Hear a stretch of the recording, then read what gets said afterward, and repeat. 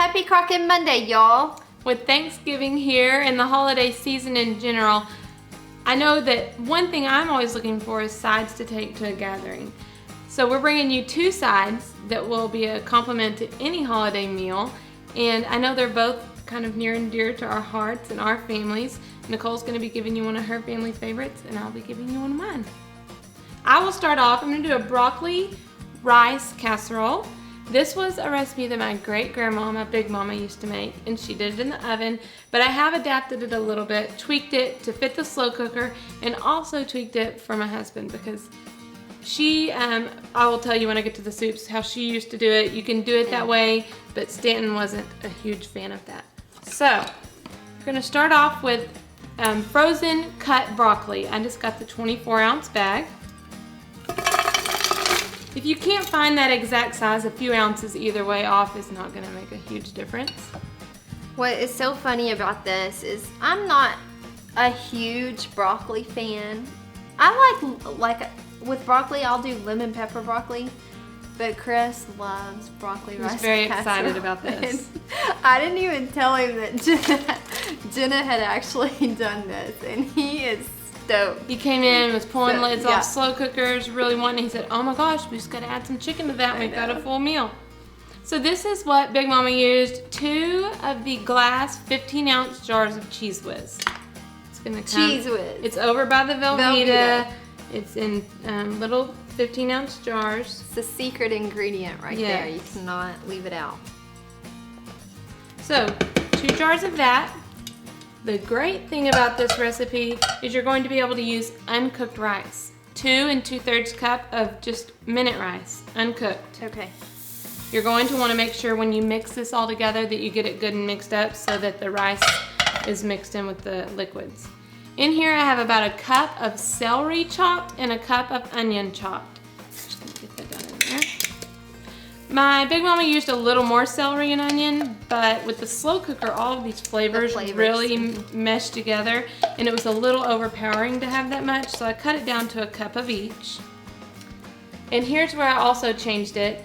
Big Mama used cream of celery, and Stanton tasted it and he said, "Ooh, it's a little too much celery." So I just put some cream of mushroom in there. Makes it really good. Yes, and you can exchange this with your favorite cream of soup. You can make this homemade if you want to. I use the 98% fat-free. Perfect. So 2 cans of that. And then another change I did was Big Mama was an old-fashioned cook. She was my great-grandma, and so of course when it came to butter, the real deal, it was a lot of it. She used 2 sticks, and I have cut that down to 1.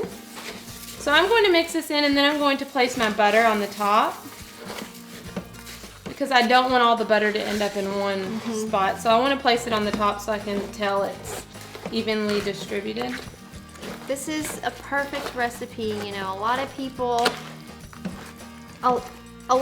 do not like to pre-cook anything. You know, they don't like to brown the meat, or you know, a lot of the rice. You know, a lot of our rice we have to pre-cook before we put it in. But this one, the rice turns out perfect. Right, and we have that question a lot. What are some recipes I can use uncooked or unboiled? Easy, less prep, and this is one of those great recipes. So I'm going to kind of level it out, and then I have a stick of butter, and I'm just going to kind of drop these little slices of butter just on the top. And you can mix this recipe as it's cooking. You're going to cook it on high for about 3 hours. So if you're in the kitchen, you can stir it. Don't stir it a lot, but you can kind of get the butter mixed in. And can you use margarine as well? Yes, you can use whatever, just equivalent to 1 stick. Whatever oil. And slow cooking, this is bringing a traditional holiday side to slow cooking. I love the idea because our Thanksgiving we have about, depends on which side of the family, ranging from 20 to 30 people, which I'm sure a lot of you have a lot of people, which means people running in wanting to toast something last minute in the oven or heat something last minute in the oven. So if you have these items in the slow cooker, then that frees up the extra oven space for the things that are necessary to go in the oven. So it comes out beautiful, just like the regular traditional casserole. So I hope y'all enjoy it as much as our family does. And I'm ready to take this to my holiday function this year. I actually have Thanksgiving with my husband this year, but for Christmas, I will enjoy taking this and letting my family have that big mama dish at the table. That's wonderful. Okay, I've got a corn casserole, and you actually use cornmeal muffin mix, so it's kind of like the texture of a cornbread. I actually called it like a corn dressing. Corn dressing, yeah. I guess it could be called a lot of things. I think you could even individually, if you didn't want to do it in one big slow cooker, you could do it in individual little muffins. Would be fine too. So, okay, so you take 1 can of whole kernel corn, 1 can of cream style corn,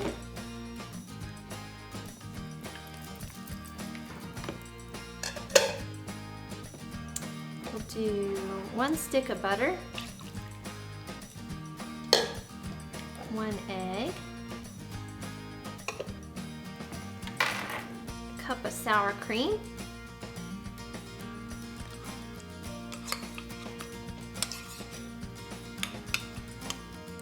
I'm going to kind of get that mixed up. I like to have that egg mixed up in there. And then I'm going to add my cornmeal muffin mix. You know, the holidays, is the small one.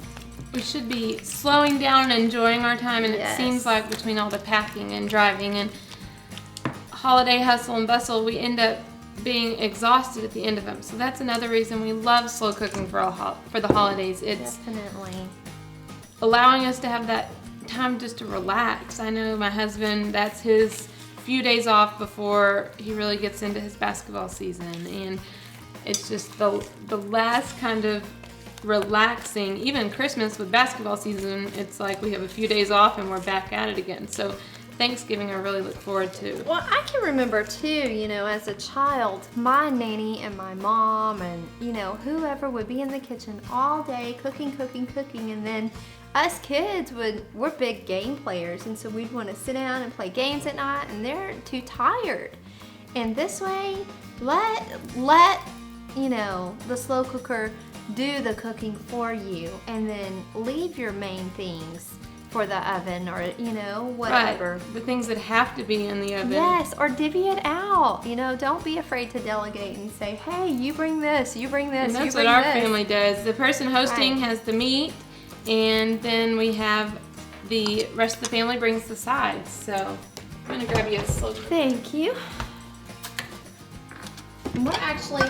We're gonna spray this one. This is a non-stick crock, but just in case, go ahead and spray that. Now, I do want to tell you, this recipe, it's Chris and I and the 2 small kids, so this will feed our family, and you know, we have leftovers. But if you're feeding a large crowd, you can easily double this, no problem at all, and you cook it for the same amount of time, 3 hours on high, and it's done. So now I do want to tell you, when it is done, you can keep it on warm on your slow cooker for a little bit, but you don't want a whole bunch of condensation to build up in the bottom of your slow cooker, because then it gets a little mushy on the bottom. So you might want to remove it and uncover it. Or uncover it even. Yeah, okay. That would work.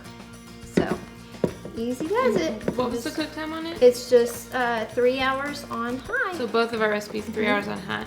And both of these recipes are also featured in our Crockin for the Holidays magazine.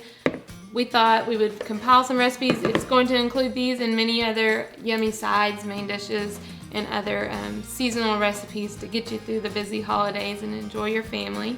So I know when I have this extra time on my hands, I'll be flipping through the Black Friday ads. Oh, well, definitely. We gotta get our shopping on. Yeah.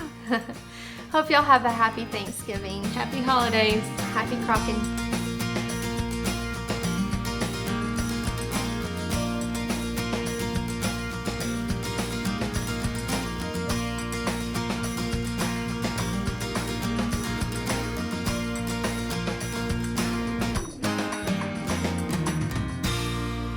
Hey y'all, we love this time of year for many, many reasons, but one of my personal favorites is the food.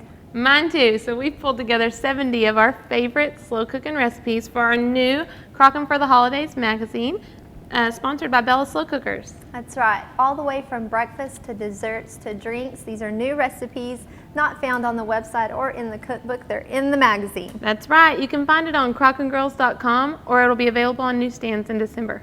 Happy Crockin', y'all.